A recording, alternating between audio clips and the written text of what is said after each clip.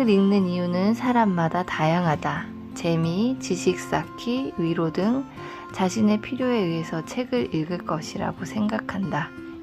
내가 책을 처음 읽기 시작한 것은 단순한 호기심에서였지만 독서를 꾸준히 하면서 한 가지 확실한 목표를 세웠다. 책을 성장의 도구로 삼아야겠다고 생각했다. 주로 읽은 책들이 자기계발서였기 때문에 책을 읽고 하나라도 내 삶에 적용해서 작은 변화라도 얻고 싶은 마음으로 책을 읽었다. 오늘은 내가 책을 읽고 실천하고 있는 것들을 몇 가지 정리해 보았다. 책 읽기로 매일 성장하는 책 읽는 하하쌤입니다. 오늘 소개할 내용은요, 제가 읽은 책을 어떻게 실천하고 있는지에 대해서 소개를 하려고 해요. 제가 지금 처음 책을 읽고 실천한 것이 새벽 기상이에요. 요새는 미라클 모닝이라고 하죠. 네, 말 그대로 책 제목 미라클 모닝이란 책을 읽고 제가 이제 새벽 기상을 시작했어요.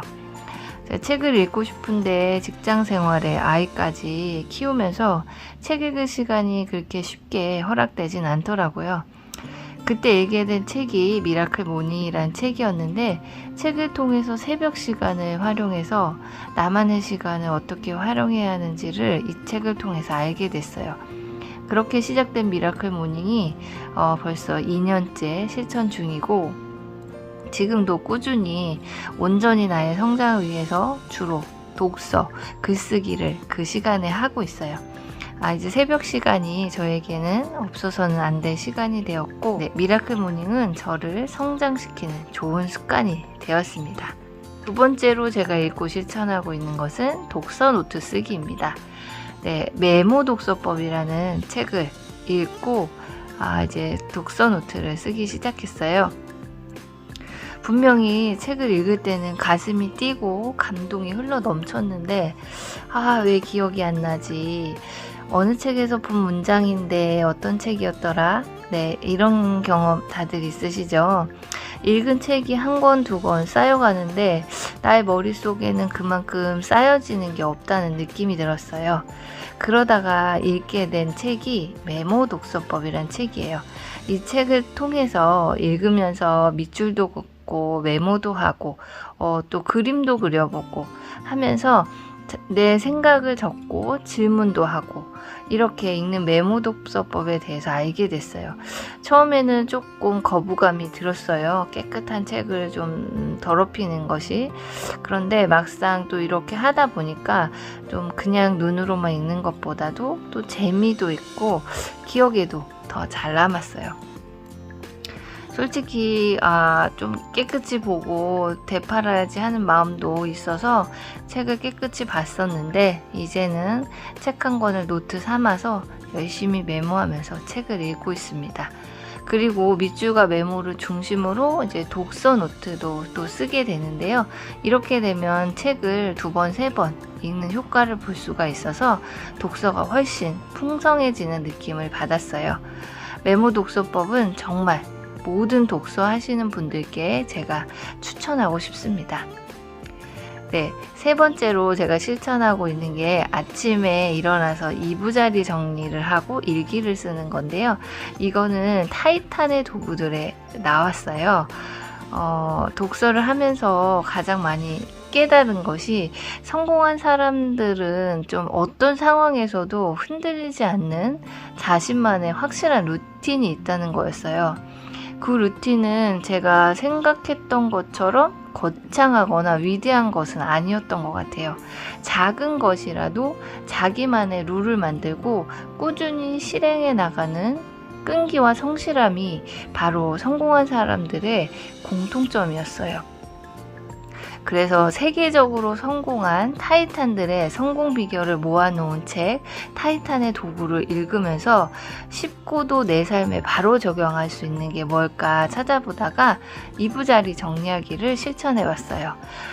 잠자리 정리가 뭐가 도움이 될까 약간 의심되는 마음도 있었는데요. 실천을 해보니 정말 하루를 시작하는 마음가짐이 조금은 달라지는 것 같았어요. 그리고 이불을 딱 정리 후에는 일기를 썼는데요. 계속해서 일기를 써오긴 했지만 뭐 썼다 안 썼다 내용도 없이 들쑥날쑥 그냥 이런 정도로 썼는데요. 이 책에서 알려준 대로 긍정적인 포맷으로 아침 일기를 쓰고 기분 좋고 하루를 미리 희망차게 그려볼 수 있어서 이 일기 쓰는 것도 참 좋았던 것 같아요. 네, 이것도 벌써 한 300일 정도 넘게 꾸준히 쓰고 있는 것 같아요. 직접 해보니까요, 이런 작은 습관들이 쌓여서 나를 키워주는 자양분이 되는구나 라는 거를 조금씩 알게 됐고요. 많은 시간 아니고 아침에 한 15분만 투자하면 되니까 15분의 투자로 하루가 달라질 수 있다는 거예요. 네, 그리고 제가 이제 마지막으로 실천하고 있는 게 3줄 감사일기 쓰기인데요. 딱 1년만 말투를 바꿔보자라는 책을 읽고 이 긍정학원 감사일기를 쓰게 됐는데요. 이 책은 지금도 쓰고 있어요. 이게 책 자체가 워크북으로 돼 있어서 365일 매일매일 쓸 수 있게 되어 있어요.